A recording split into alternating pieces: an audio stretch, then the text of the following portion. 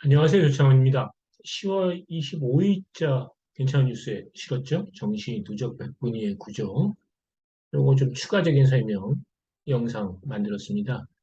이제 우리가 이거 정시 시즌이 되면 뭐 누백, 입교 누적 100분이라는 거 이제 좀 많이 듣습니다.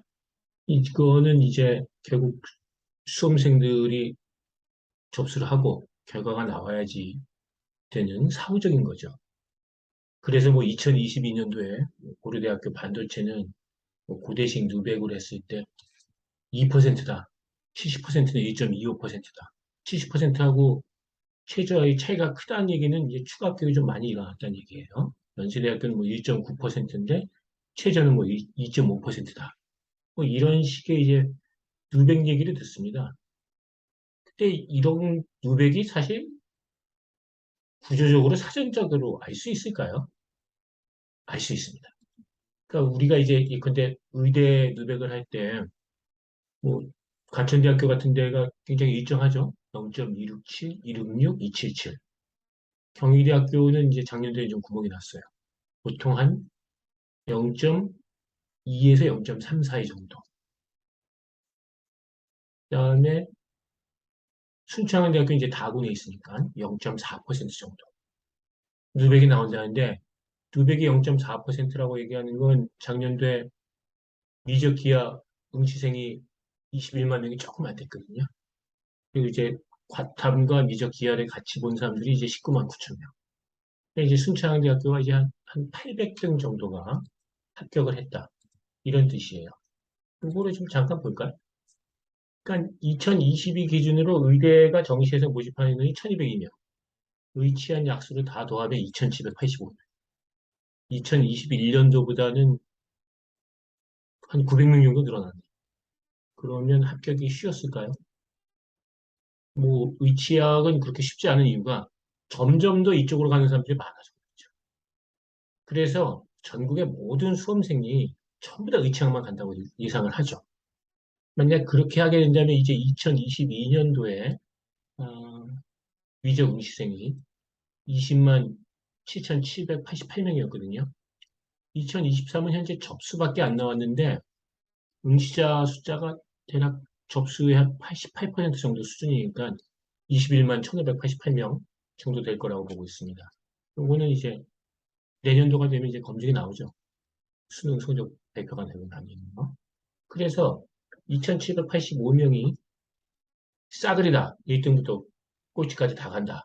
그렇게 되면 이제 누적 비율이 이제 1.34%가 돼요. 이제 1.34%가 아까 우리 의대로 봤을 때 없죠. 의대는 이제 201% 넘어가면 어렵다. 그렇게 얘기하는 겁니다. 그래서 이제 의대로 보면 없고, 약대 정도에 보면 이제 한 2%대도 있어요. 그러니까 연대, 서울대를 이제 약대 대신해 가는 겁니다. 그러니까 서울대학교 모집 인원이 579명이니까 더하는 거예요. 더하면 이제 3,364명이 되겠죠. 그러면 그걸 이제 응시 인원으로 하면 1.62%. 연세대학교도 또 더해요. 그럼 이제 1.94%가 된다. 고려대학교 2.33%가 된다. 우리가 아까 고려대학교 반도체가 얼마라고 했었죠? 연세대학교 전자과랑. 고려대 반도체가 2.08%. 연세대학교 전기전자가 2.58%. 연세대학교 생명공학이 70%가 2.65%. 그러니까 결국 구조적으로 정시를 지원할 때 상당히 등수대로 한다는 거죠. 그냥 정시 지원의 패턴은 배고픈 건 참아도 배 아픈 건 못 참는다. 남들이 결정해준 등수대로 지원하려고 한다.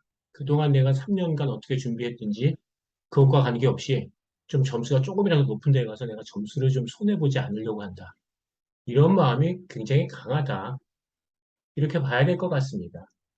그래서 확실히 이제 과거의 가형 응시자보다 지금 미적기하 응시자 숫자가 훨씬 더 많아졌는데 그럼에도 불구하고 교차로 또 빠져나가는 숫자가 있고 과거에는 문과에서도 공부 잘하는 학생들이 있었지만 이제는 수학 같은 거에 기준을 놓고 보면 지금 수학 1등급에서 과거에는 이과로 따지면 한 9% 정도 수준이 되고 문과는 지금 1%도 안 돼. 그래서 이제 과거의 누백이 좀 그대로 들어오는 형태가 되겠다. 이렇게 봐야 될 것 같습니다. 그래서 이제 연고대까지 이제 누적 인원을 더하면 한 4,800명 정도가 됩니다.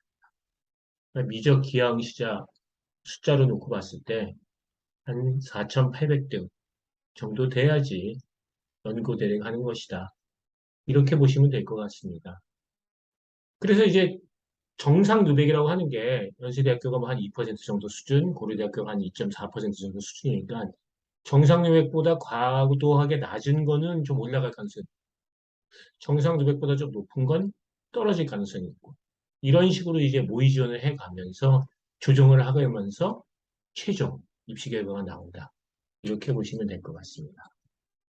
고맙습니다.